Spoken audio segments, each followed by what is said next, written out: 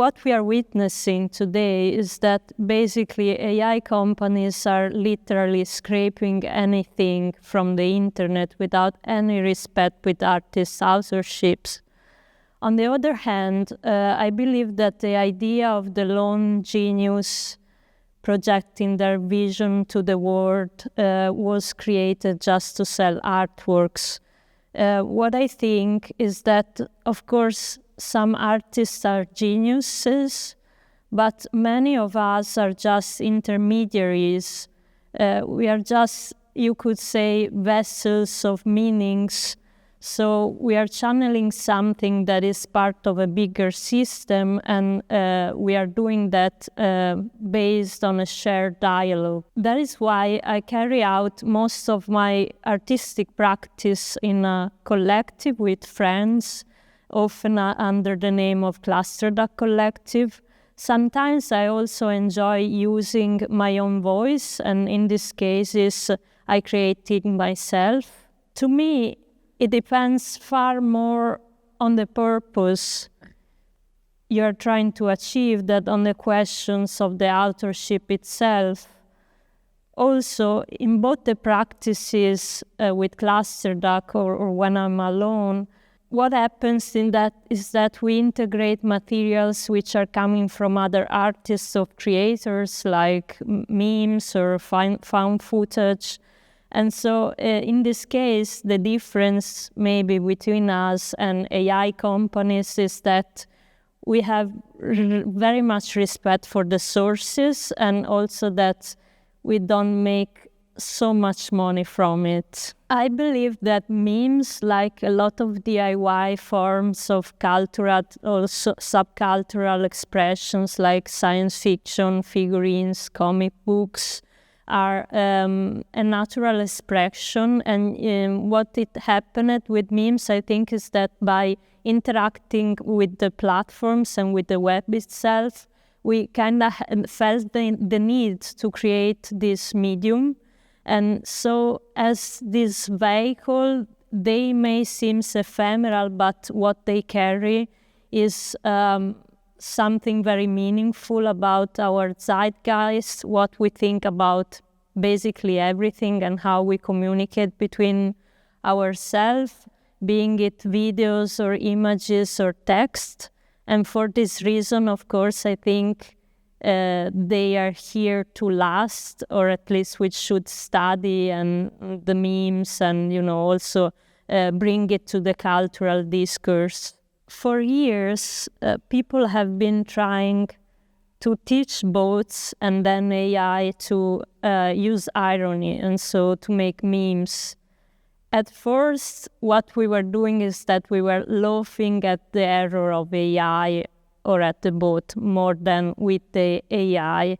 What happened lately in some instances with AI agents, so for example with this thing called Truth Terminal, is that this agent connected to Twitter and to the internet ended up creating a cult, which was like, you can say, high frequency meme magic.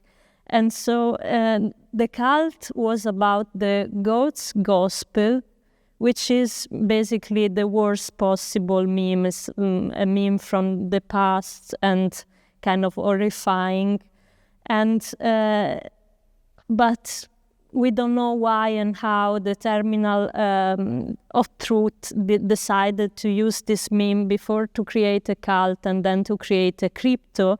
And the bot actually made a lot of money out of it. So we don't really know what is going to happen in the future, but anything could happen, I think. What I think is that when we communicate online, we often tend to be reductive.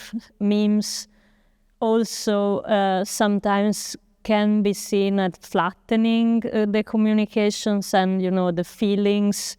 Sometimes they don't express very complex feelings, sometimes they do, sometimes they are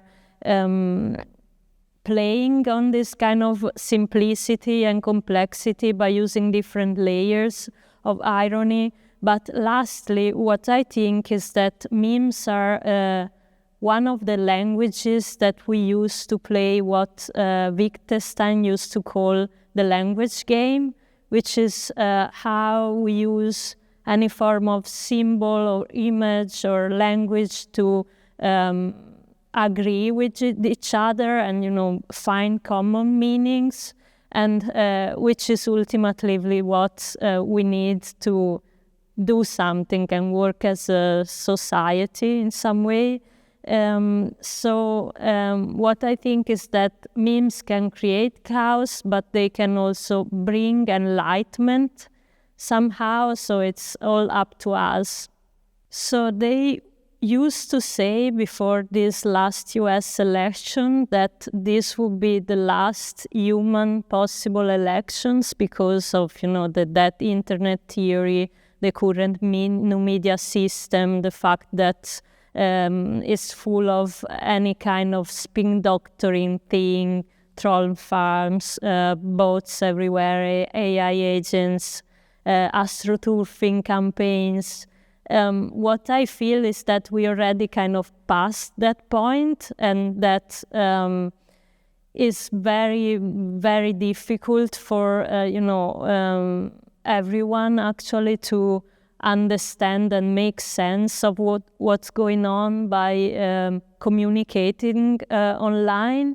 But also what I think is that is an infinity kind of game always happening, and that if we want to have a voice in this democracy, we also need to be very active about it and, continue to create stories, narratives, and continue to use every tool as possible to do it.